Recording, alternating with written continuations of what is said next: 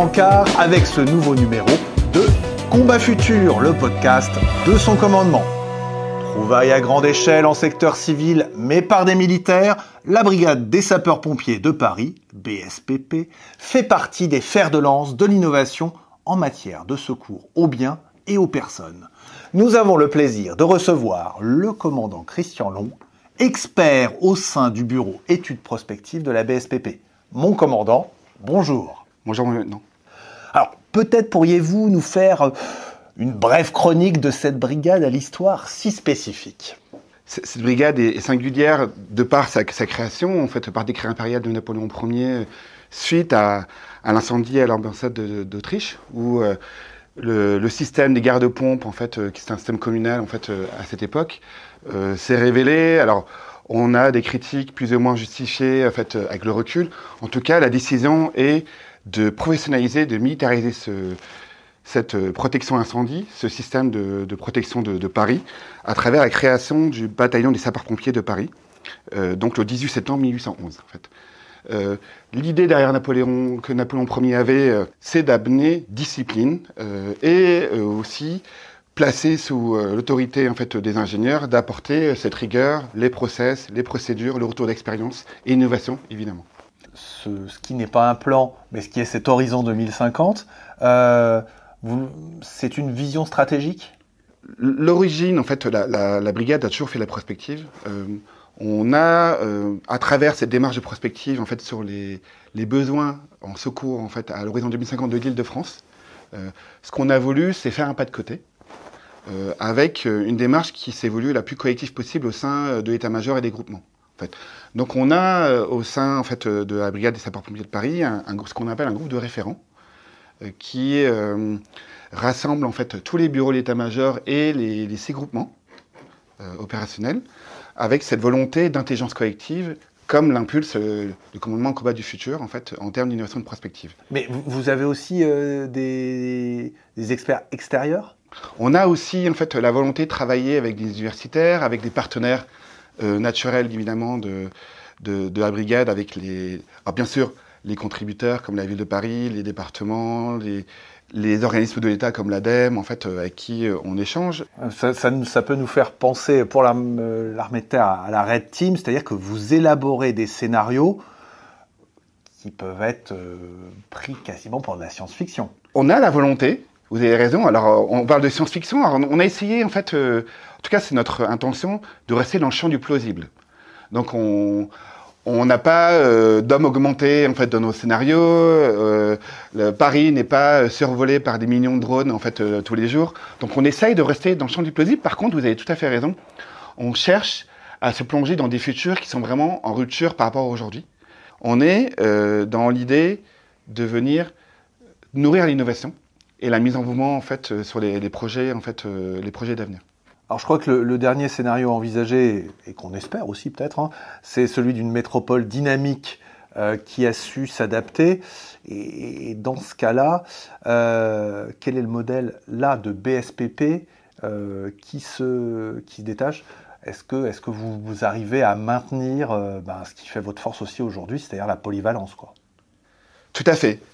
Dans ce scénario qui est aussi très en lien avec la singularité du modèle, la polyvalence, incendie, secours à victimes, est un pilier du modèle qui, à la fois, en fait, permet, en fait, à nos sapeurs-pompiers d'acquérir de l'expérience. Un deuxième pilier qui est évident, mais je préfère le dire, c'est le statut militaire, en fait, qui garantit la disponibilité, en fait, des forces, en fait, des équipages de la brigade à tout moment.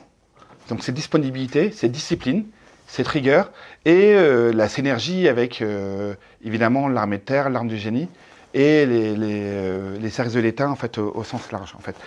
Une des singularités aussi, spécificité, c'est ce commandement unifié pompiers-médecins. Donc nous sommes, en fait, le seul, en fait, la seule unité qui explique beaucoup aussi des innovations dont on va parler.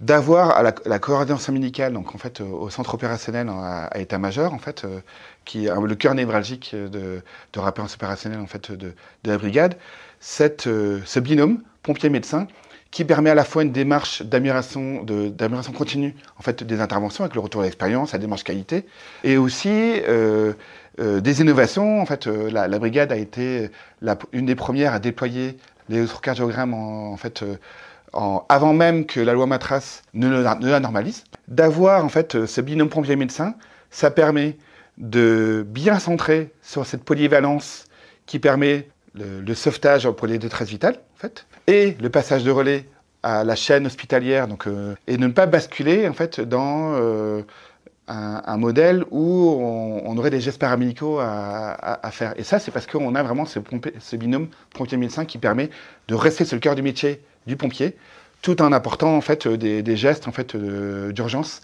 en tant que tel. Qu'on a besoin de cette singularité militaire, en fait, parce que le modèle tient par la disponibilité et le dévouement en fait de nos sapeurs, en fait. Et pour ça, eh bien, vous êtes toujours à la pointe de la nouveauté.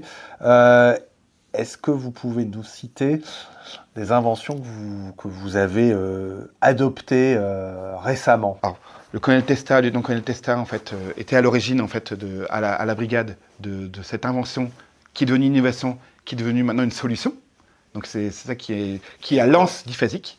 C'est une sorte de brumisateur, c'est ça? Un brumisateur diphasique, c'est la combinaison de l'air et de l'eau, en fait, qui permet. Alors le profane en technologie que je suis, va essayer d'expliquer ça de la manière la plus simple. Alors, on voit bien la lance à incendie où, avec les différents débits, on arrose, entre guillemets. En fait, le brumisateur incendie, c'est des gouttelettes d'eau à haute pression et haute intensité qui, au lieu d'avoir des flots d'eau qui vont venir attaquer le feu, vont chercher à travers ce système en fait, de brumisateur diphasique. Donc brumisation, en fait, on voit très bien l'image, tout le monde a cette image-là, avec l'intérêt majeur, en fait, c'est la sécurité du sapeur-pompier en intervention. Parce que cette brume va permettre, par exemple, de jouer sur le rayonnement du feu. C'est le rayonnement du feu, ça va lui permettre d'abaisser la température ou de gérer la température au plus près du sapeur-pompier. En fait, il y a aussi une efficacité en fait sur le feu en tant que tel. Mais ce que je veux pointer, c'est vraiment cet enjeu de sécurité des sapeurs-pompiers en intervention qui est vraiment la ligne directrice de la stratégie d'innovation de la BSPP en fait. Pour l'instant, cette utilisation de ces nouvelles lances diphasiques, vous êtes les seuls au monde à l'utiliser? Alors, on est les premiers à vouloir le déployer, les seuls et les premiers à vouloir les déployer de manière en fait généralisée. En fait, alors, ce qui est important, c'est le partenariat qui a été fait avec les industriels et les acteurs en fait aussi publics et les homologues en fait des autres services de secours en fait. Alors, je crois qu'il y a d'autres partenariats et sur une pièce d'équipement essentielle, c'est simplement la tenue de feu. Y a-t-il des nouveautés? Je vais venir à la tenue, en fait, mais il n'y a pas que la tenue, il y a beaucoup d'équipements de protection individuelle, le casque, en fait. Les gants? Les gants, un grand nombre d'exemples qui sont liés au fait de la sécurité liée aux fumées. Donc, on a au bureau, à la section innovation, donc, qui est le bureau juste en face en fait, de la section prospective au sein du bureau études prospectives. En fait, les camarades de la section innovation travaillent notamment sur un certain nombre de projets. Il y en a un qui, par rapport au casque, c'est d'arriver à mettre des voyants lumineux sur le contour du casque pour pouvoir orienter en fait, le sapeur-pompier en fait, dans un environnement où il ne voit rien ou très peu, à très courte distance. Mais il y a cet exemple-là, mais aussi un autre exemple, c'est comment on garde le contact, comment on garde les communications avec les équipes qui sont, les intervenants qui sont au sein, en fait, au cœur même du feu, et en fait, le commandement des opérations de secours qui est à l'extérieur. Ce qui me vient à citer cette innovation, alors qui n'est pas liée à la tenue exactement, mais on est bien dans l'équipement du pompier, ce qu'on appelle, nous, l'enjeu des communications indoor, en fait. Alors ça, c'est vrai aussi, on a les fumées qui sont un enjeu particulier pour les pompiers, mais en zone urbaine, on a, ici, on est dans les murs de l'école militaire, mais je pense que les murs sont bien épais, ici. On a aussi des murs très épais, en fait, dans beaucoup de bâtiments en Ile-de-France, c'est la PAC parisienne, où un enjeu technologique, ces murs coupent en fait les communications. Donc, comment on peut trouver des dispositifs? Alors, il y a des systèmes de boîtiers avec des systèmes de basse fréquence qui permettent en fait de garder les contacts, des systèmes de bulles de bulles qui permettent à des sapeurs-pompiers en intervention de garder les contacts entre eux. En fait, on a en fait par rapport à la sécurité une des obsessions en fait que c'est un risque qui évidemment a pris en fait la mer la plus forte et directe possible, qui le risque de pompiers morts isolés en fait. Donc par rapport à la détection, à la centrale inertielle, par rapport à la détection de mouvement, est-ce que un sapeur qui ne bouge pas depuis un certain temps, on a une alerte qui permet de déclencher en fait son sauvetage en tant que tel. Cet axe de la sécurité du sapeur-pompier, en fait, il est absolument central. L'autre exemple, et je viens à la tenue, c'est la tenue de feu refroidie. Donc le projet Blizzard qui était aussi incubé en fait au bureau d'études prospectives. Alors ce projet est intéressant parce qu'en fait on parle de low tech et d'high tech. Je ne sais pas ce qui est low tech ou high tech. Ce qu'on voit, c'est ce qui marche ou ce qui marche pas. En fait, là, on est vraiment dans une belle alliance de la ressuscité et de l'ingéniosité en fait du pompier de Paris, où un système qui est en cours en fait de maturation et de brevetage, avec cette volonté de breveter l'innovation en fait au sein en fait de la BSPP, où on va venir injecter de l'air frais dans la tenue en fait de feu du sapeur-pompier pour éviter les coups de chaud ou voir les brûlures en fait. Donc c'est un exemple en fait parmi d'autres. On peut difficilement terminer sans parler des drones. Ne me dites pas que vous n'en avez pas. Les drones, vaste sujet passionnant.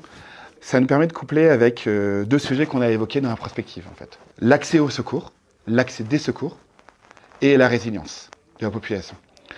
Donc on a un projet qui s'appelle le projet Libellule. C'est un système de drone qui cherche à apporter soit des bouées de sauvetage en fait, pour en fait, le risque noyade sur la Seine, donc avec l'idée d'aller beaucoup plus vite.